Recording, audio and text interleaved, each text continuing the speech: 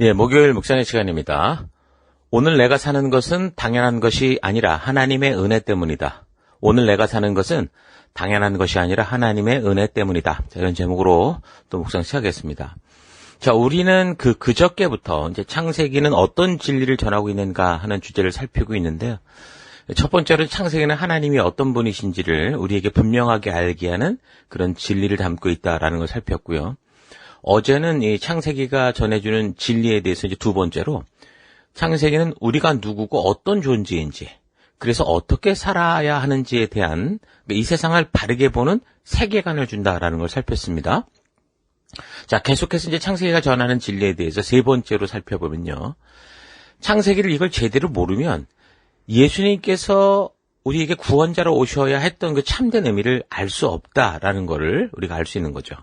그러니까 만약 사람이 만든 종교라면 창세기에 나오는 초기의 이런 이야기들은 사실 아주 빼버렸을 가능성이 많죠. 왜냐하면 마치 신이 실패한 것처럼 보이기 때문입니다. 당신이 창조한 사람이 자신을 거부하고 그의 첫 자녀들이었던 가인과 아벨은 형이었던 그 가인이 동생을 돌로 쳐 죽이는 그런 살인의 이야기로 시작이 되기 때문이죠. 이런 이야기가 하나님이 창조하신 인류와 저들이 시작한 그 삶의 이야기의 시작이거든요. 누가 이런 실패와 황당한 이야기를 그 종교의 경전에 넣고 싶어 하겠습니까? 그러나 창세기는 이런 소식을 하나도 감추려고 하지 않는다는 거죠.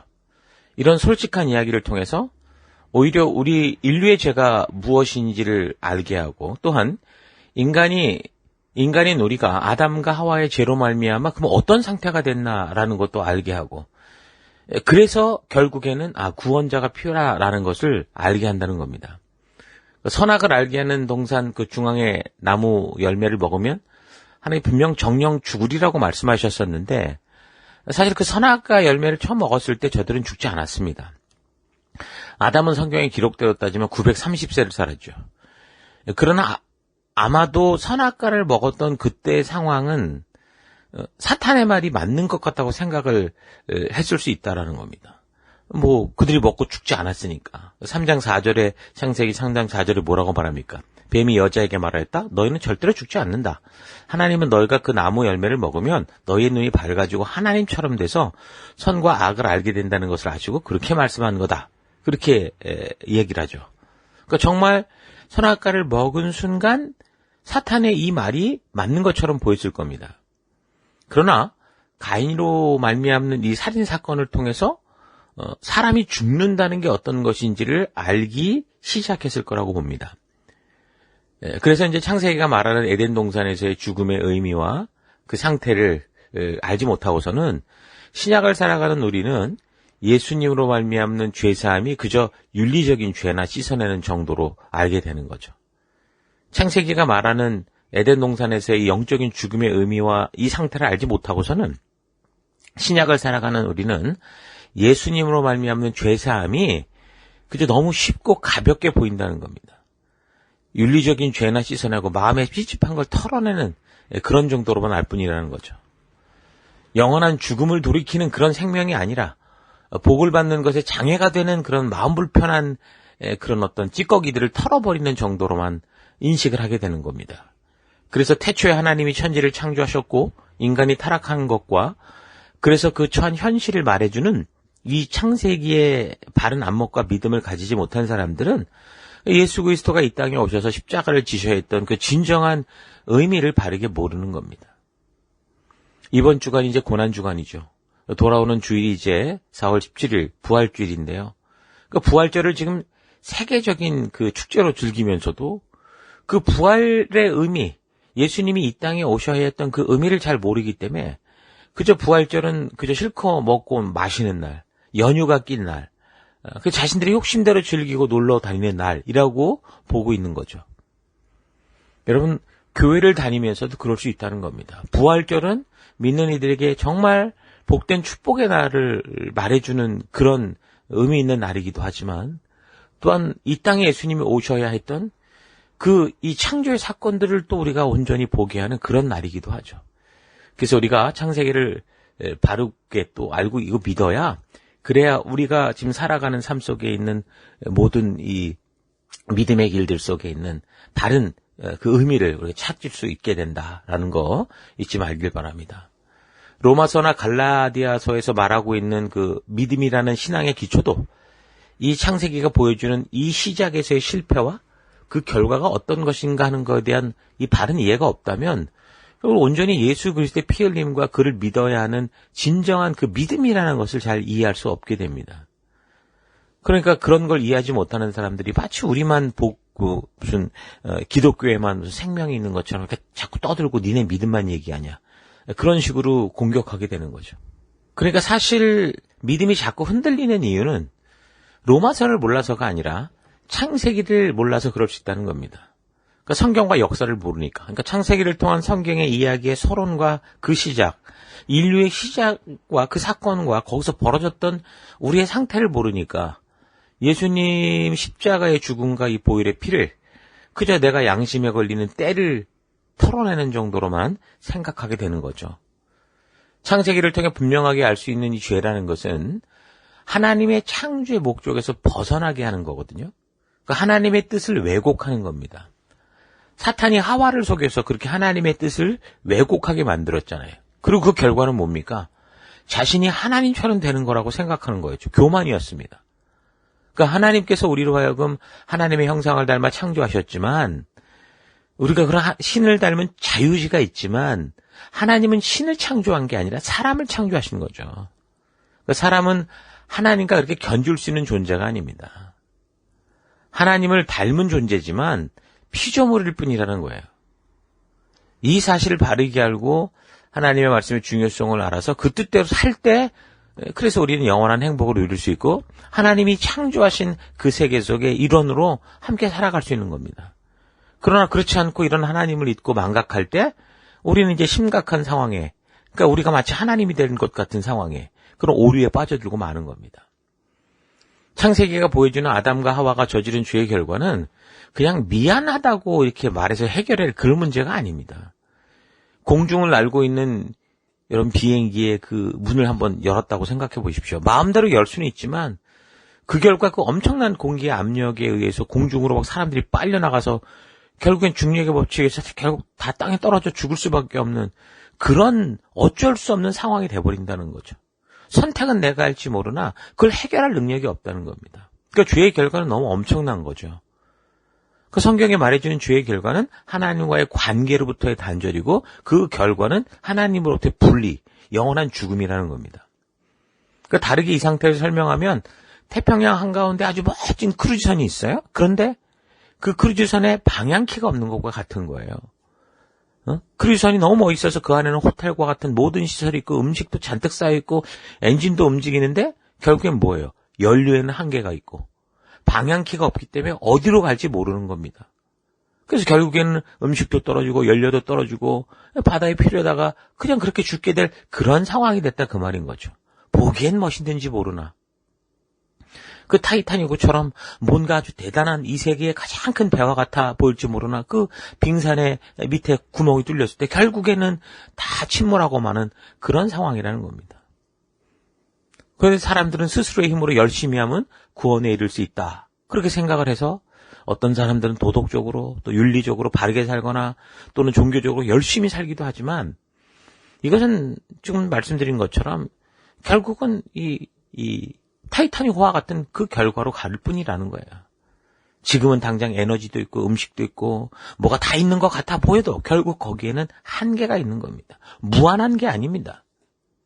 또 무엇보다 이 짧은 시간을 살아가면서도 이미 하나님부터 분리된 죽음의 공간으로 떨어져 있는 그런 상황이기 때문에 이게 어디로 나아가는지 몰라요. 그러나 목적은 하나입니다. 거기서 아무리 애쓰고 노력하고 착하게 살고 부지런히 살고 성실히 살고 최선을 다해 살아도 결국 그 끝은 결국 지옥에 다 있다라는 거죠.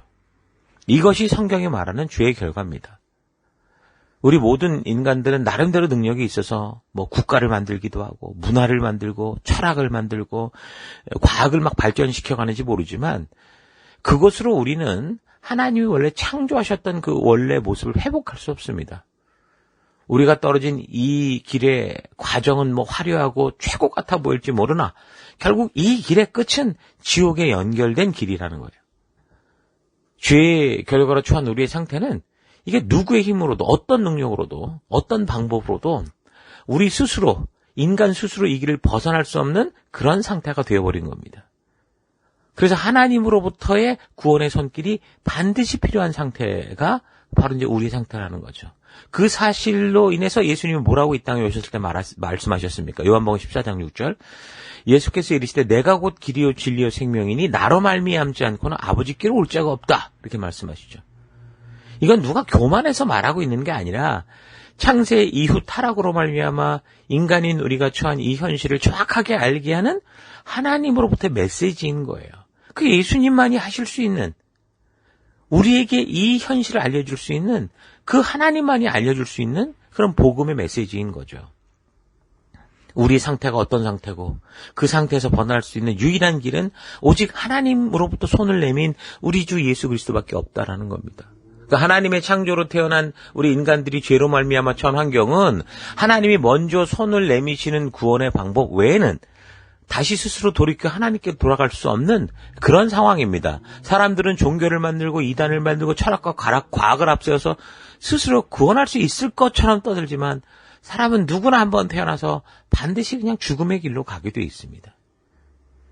한국에는 유난히도 자기가 하나님이다, 예수다, 성령이다 주장하는 이 극단적인 이단들이 많은데, 이전에 육신으로 오신 하나님이라고 주장했던 천부교의 그 박태선이라는 사람도 죽었고, 이 땅에서 영원히 죽지 않는다고 가르치던 영생교의 조희성이라는 사람도 죽었고, 그리고 아버지 하나님이라고 주장하던 하나님교회라는 것의 그 안상홍이라는 사람도 죽었고, 또 통일교를 만들었던 문선명도 죽었습니다.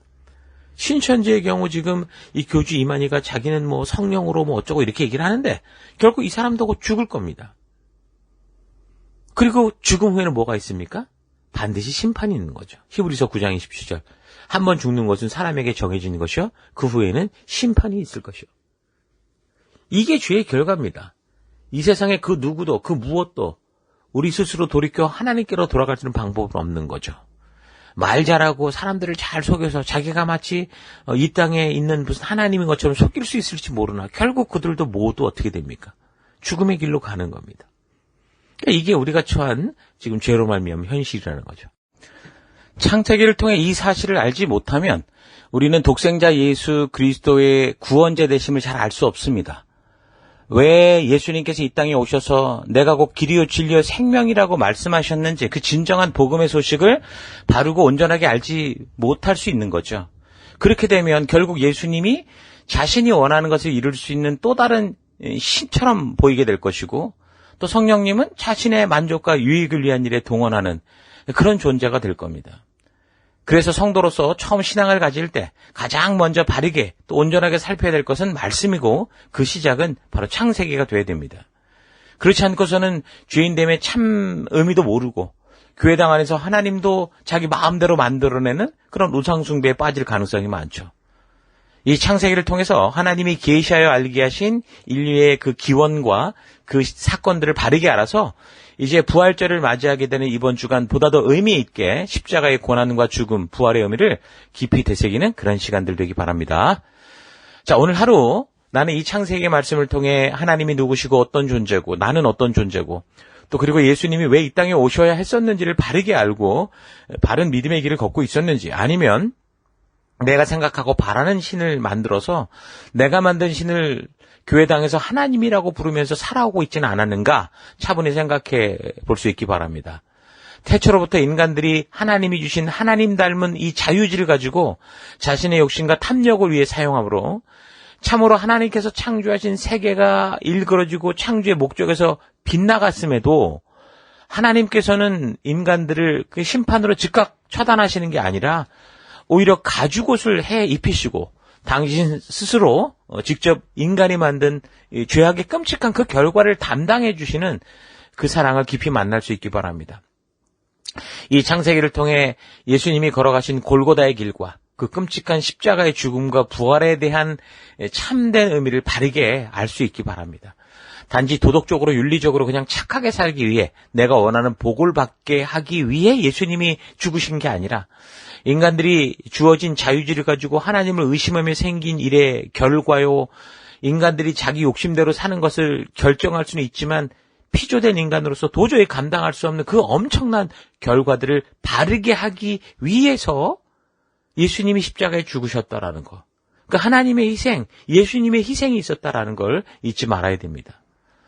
나의 실수로 누군가가 대신 죽었다라는 거 쉽게 생각하지 말고 나의 생명이 소중한 것처럼 우리 예수님께서 나를 위해 희생하여 주신 그 귀한 생명을 우리가 기억하면서 그래서 이렇게 고난주간을 보낼 때 다시 한번 주어진 우리의 귀한 이 생명을 낭비하지 말고 하나님의 백성다운 삶을 위해 주신 하나님의 이 사랑을 기억함으로 우리의 모든 삶을 하나님이 부르신 그 부르심에 성실하게 사용할 수 있는 여러분 될 수 있기를 축원합니다. 저는 하루도 힘내십시오.